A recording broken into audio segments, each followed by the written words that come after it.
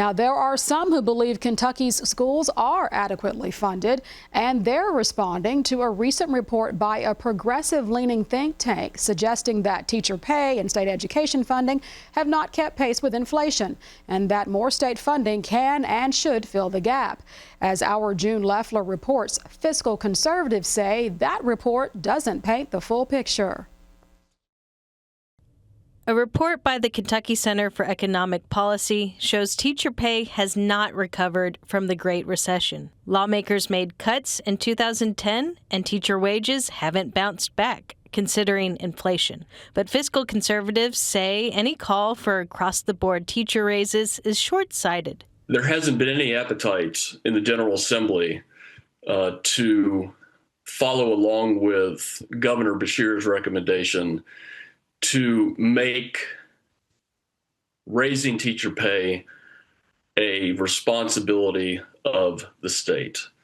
The legislature has encouraged local districts to increase teacher salaries where that works and where that's needed.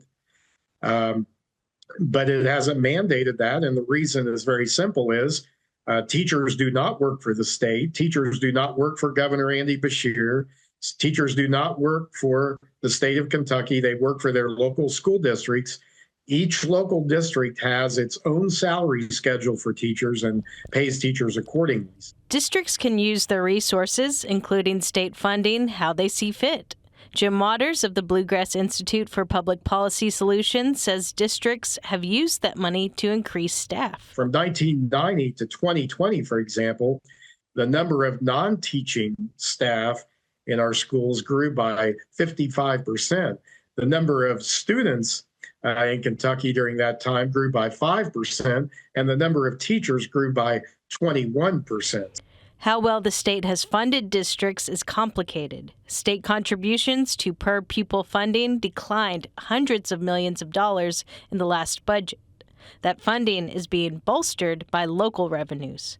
But state lawmakers made big contributions to school transportation, all-day kindergarten, and teachers' pension liability. When you're talking about increasing payments to pension funds and benefits, that is also part and parcel of helping retain teachers and attract good teachers. That's part of their compensation. Teacher benefits are competitive, says this free market thinker. We have to look beyond salary to determine what the total compensation is for a teacher. And I think that,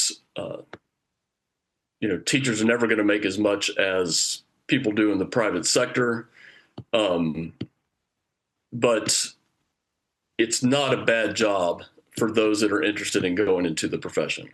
Kentucky's average and starting teacher pay rank in the bottom 10 states nationally, according to the National Education Association, suggesting teachers don't have to leave the profession, but could leave the state to see higher salaries. For Kentucky Edition, I'm June Leffler. Thank you, June. And on last night's Kentucky Edition, we brought you the perspective of the proponents for more state-funded teacher pay. You can see those arguments online on demand at ket.org/Kentucky Edition.